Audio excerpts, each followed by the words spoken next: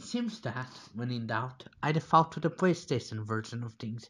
Moto Racer is actually one of the most important games in early 3D PC gaming.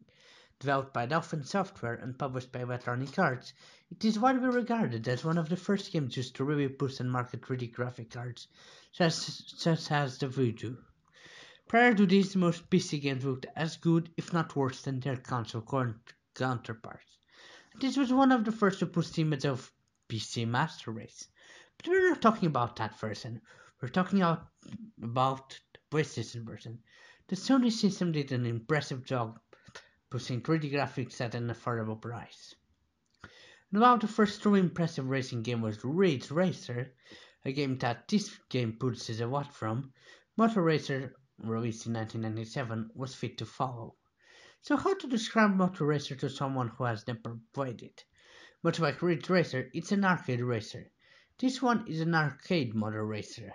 And this will not be the last time I will compare Moto Racer to Ridge Racer, so there's not an overly enthusiastic narrator yelling out, Ridge Racer! There are two modes in Moto Racer, the motocross mode and the motorcycle mode.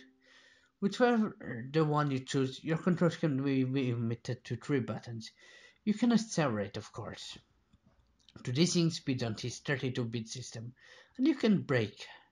But the thing that truly sets Moto Racer apart is its unique reward risk system. With a single tap of the button, one can lift their motorcycle up and do a wheelie, gaining tremendous amounts of speed.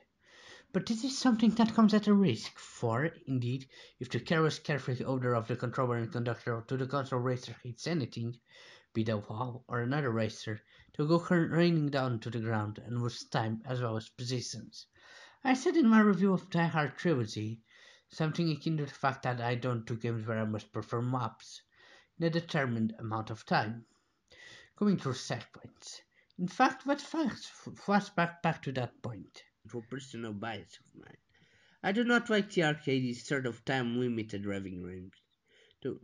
Be them hang out on the Sega Mega Drive or Port Challenge on the PlayStation, I rarely, if ever, pick them up.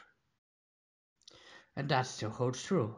But I must admit that it does not bother me nearly as much in this game. Perhaps because it is easy to achieve and gain extra time. It is pure arcade goodness, fun, and there's as much of a concern about achieving the time limit as there is to actually be first.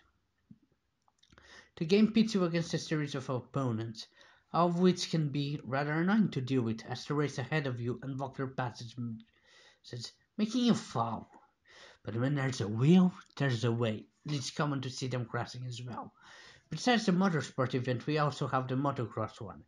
In here, there's a lot more ramps and height to the tracks, and it is tougher to keep the controls in check, though it is certainly possible. The chances to pull up a wheelie are much reduced, as the fact is the curves are steeper and the tracks more punishing. With a wide variety of tracks, 8, which are unlocked right from the get-go, unlike the PC version, the game has a surprising amount of variation. That is compelled by the factor of all run by 700 racers beside the player for a total of 8. Though, of course, given the choice, one can practice any stage in practice mode. Quickly, the game looks great with a decent amount of render distance. It is a nearly one-to-one port from the PC version, without any content. In fact, what you lack in polygons they make up in personality. The game looks good. In a timeless and colorful way, the fart-filled main game in the series, Moto Racer 4, can only dream of, nearly 20 years later. But then again, that is not a surprise. The team at Delphin was known for drop-dead gorgeous games, and many-time bestsellers, cinematic platformers, games such as Flashback, Another World, also known as Out of This World, and the 3D sequel to Flashback, Fade to Black, which doesn't look as good. The music has some tracks that I can't get out of my head even today, taking full advantage of that CD space. The music for the first taste still pops up randomly in my head, and playing the game for the review isn't helping. So it could, at a glance, be confused for a Ridge Racer light. This game has a surprising amount of depth.